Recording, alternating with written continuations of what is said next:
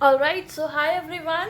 Once again, welcome you all on Law Vita. My name is Aradhya Gupta, and here we are discussing appeals from orders. Okay, so in the last video, I covered the appeals from appellate decree or second appeals.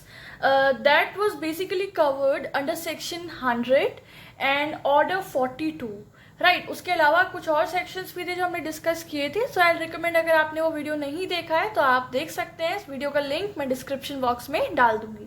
ठीक है, अब पढ़ते हैं कि कैसे जो civil suits में orders pass होते हैं क्या वो अपीलेबल होते हैं, और वो अगर अपीलेबल होते हैं कौन से ऑर्डर्स अपीलेबल होते हैं, उसका क्या प्रोसीजर है, कौन से नेचर का ऑर्डर होना चाहिए, वो सब चीज़ें हम डिस्कस करेंगे.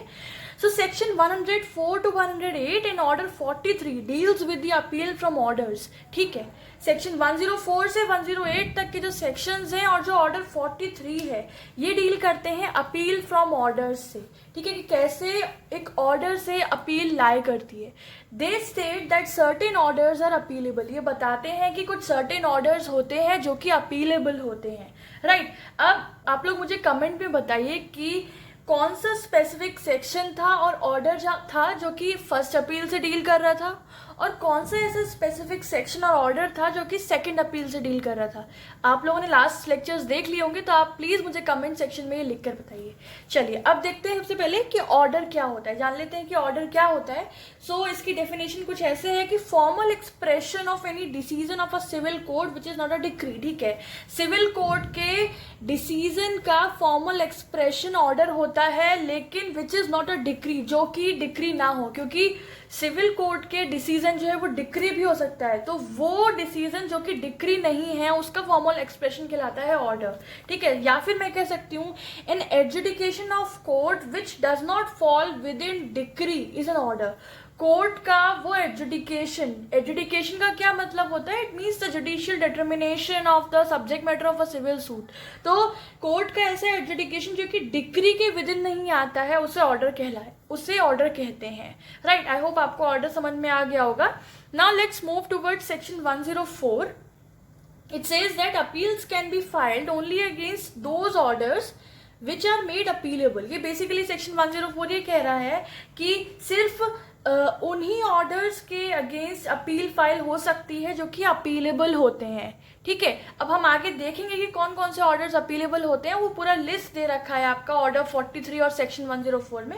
फिलहाल फर्स्ट इसका सबसेक्शन ये कह रहा है कि सिर्फ वही ऑर्डर्स के अगेंस्ट अपील हो सकती है जो कि अपीलेबल होते हैं, and no appeal lies from other orders. उसके अलावा अगर जो ऑर्डर अपीलेबल नहीं है उसके अलावा किसी भी ऑर्डर के अगेंस्ट अपील लाई नहीं करती है.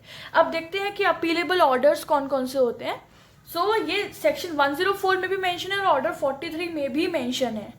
इसका लिस्ट है, काफी सारे हैं ऑर्डर्स वो जो बता रखे हैं, बट मैंने कुछ स्पेसिफिक या नोट डाउन किए हैं. Rest you can read through the bare act. Right, so let's read them. An order under section 35A, जो कि 35A के अंदर एक ऑर्डर पास किया जाता है. क्या ऑर्डर होता है? Order awarding the compensatory acts in respect of false और विक्सेशियस क्लेम्स. अगर किस तरह के फॉल्स और विक्सेशियस क्लेम्स किए गए हैं उस रिस्पेक्ट में अगर कोर्ट कंपनसेटरी कॉस्ट का ऑर्डर करता है तो उसके वो अपीलेबल होता है. Then order under section 91 which talks about order refusing the leave to institute a suit against public nuisance. Then order under section 92 which says that orders refusing the leave to institute a suit in case of breach of trust. Order under section 95 जो की बात करता है orders awarding compensation for obtaining arrest or attachment. Right, then orders of imposing a fine or directing the arrest or detention in civil prison of any person except where such arrest or detention is in question of decree.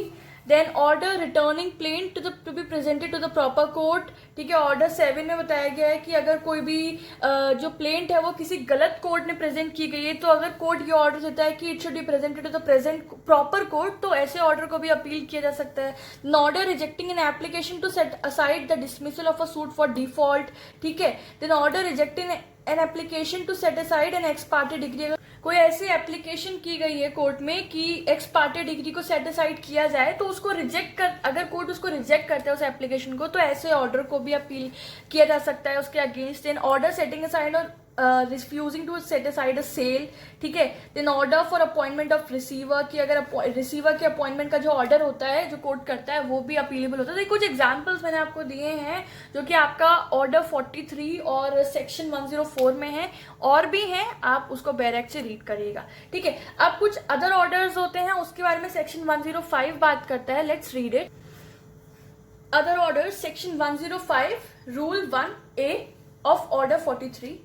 ये section basically बताता है कि every order weather appealable और not can be appeal from the final decree on the ground that, कि भले ही कोई order appealable है या कोई ऑर्डर अपीलेबल नहीं है, लेकिन अगर वो इन दो कंडीशंस को फुलफिल कर रहा है, so that order can B appeal from the final decree. ये सेक्शन 105 बताता है। अब क्या दो कंडीशन है? पहला, there is an error, defect और इरेगुलरिटी इन द ऑर्डर। अगर उस ऑर्डर में किस तरह की एरर है, कोई डिफेक्ट है, कोई इरेगुलरिटी है, ठीक है, तो फिर उसको रिड्रेस करने के लिए या उसको रेक्टिफाई करने के लिए अपील अगर की जाती है, तो फिर उसको उस ऑर्डर के अगेंस्ट अपील कंसिडर की जाएगी। एंड दूसरा, सच एरर, डिफेक्ट और इरेगुलरिटी अफेक्ट्स द डिसीजन। और ये जो एरर या डिफेक्ट या इरेगुलरिटी है उस ऑर्डर के अंदर, वो केस के डिसीजन को अफेक्ट कर रहा है, ठीक है। सो इन दैट सिचुएशन जो है कोर्ट जो है वो उस अपील को कंसिडर करेगा, इवन दो अगर वो ऑर्डर अपीलेबल नहीं भी है तो।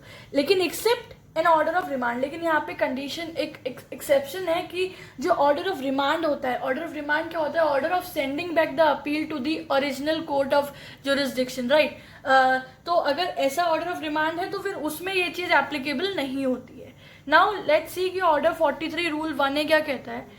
It states that where any order is made against a party and a judgment is pronounced thereupon against such party and a decree is drawn up, कि अगर कोई ऑर्डर पास किया गया है, कोई ऑर्डर किया है कोर्ट ने किसी पार्टी के अगेंस्ट और जजमेंट प्रोनाउंस किया है उस पार्टी के अगेंस्ट, और उसी के बेसिस पे डिक्री भी ड्रॉन अप की गई है अकॉर्डिंगली, देन सच पार्टी में in an appeal against that decree contend that such order should not have been made and judgement should not have been pronounced. तो अपील में उस decree के against में, जो अपील में वो पार्टी ये कह सकती है कि ये जो ऑर्डर पास किया था ये नहीं पास किया जाना चाहिए था, और जो जजमेंट प्रोनाउंस किया था वो जजमेंट नहीं प्रोनाउंस किया जाना चाहिए था। तो वो जिस पार्टी के अगेंस्ट वो ऑर्डर पास किया है, वो पार्टी अपील, डिक्री की अपील में ये बात कंटेंट कर सकती है, right? I hope it's clear.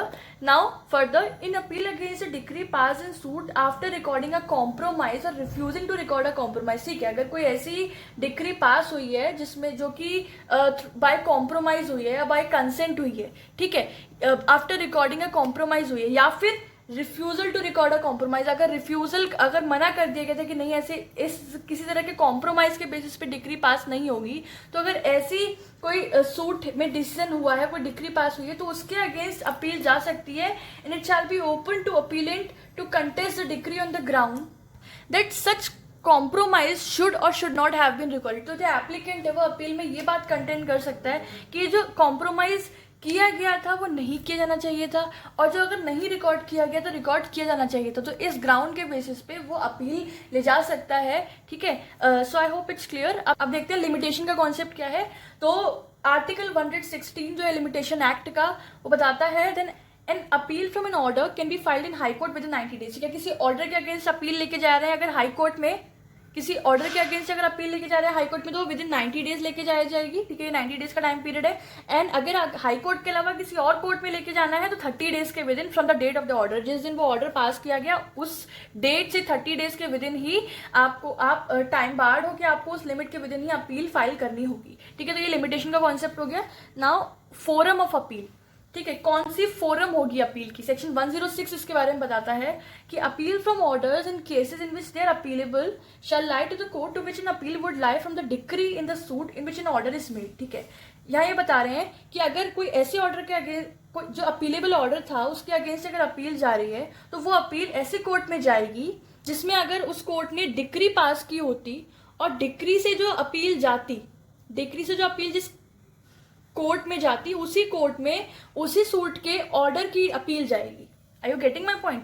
कि जिस केस की सेम सूट है, ठीक है, अगर उसी सूट में जो डिक्री के अगेंस्ट अगर कोई अपील जाती, जिस कोर्ट में जाती, तो उसी कोर्ट में उस सूट के ऑर्डर की जो अपील है वो भी उसी कोर्ट में जाएगी, right. Where such order is made by a court other than high court, अगर वो ऑर्डर जो है वो हाई कोर्ट के अलावा किसी और कोर्ट ने पास किया है, मेड किया है, then in the excess of appellate jurisdiction and appeal should lie to high court. तो अगर किसी हाई कोर्ट के अलावा किसी और कोर्ट ने ऑर्डर मेड किया है तो उसकी जो अपील है वो हाई कोर्ट में ही लाई करेगी। ये फोरम ऑफ अपील बताता है सेक्शन 106, ठीक है। Then last point is procedure at hearing, कि क्या प्रोसीजर होगा अपील्स फ्रॉम ऑर्डर्स का। So the provisions relating to the first appeal shall apply to appeal from orders also, ठीक है।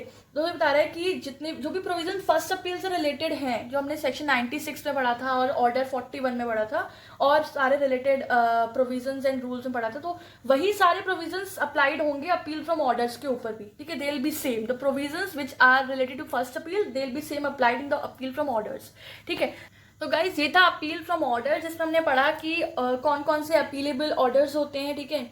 और ज़रूरी है कि एक ऑर्डर अपीलेबल होना चाहिए, लेकिन उसका फिर 105 सेक्शन में हमें ये पता चला कि कुछ और जो अपीलेबल ऑर्डर्स नहीं है वो भी अपील, उसके अगेंस्ट भी अपील पास हो सकती है, उसके अगेंस्ट भी अपील फाइल हो सकती है अगर दो कंडीशंस फुलफिल होती है। फिर हम देखा कि कौन कौन से फोरम में अपील जाती है, ठीक है, क्या प्रोसीजर्स होते हैं, लिमिटेशन क्या है। सो आई होप आपको कॉन्सेप्ट क्लियर हो गया होगा। नेक्स्ट वीडियो जो होगी उसमें हम लोग पढ़ेंगे कि अपील्स टू सुप्रीम कोर्ट, कि सुप्रीम कोर्ट में अपील्स कैसे जाती है, उसके क्या प्रोविजंस एंड रूल्स हैं, सेक्शंस हैं, and general provisions relating to appeals, ठीक है। ये दोनों चीज़ हम लोग नेक्स्ट वीडियो में डिस्कस करेंगे।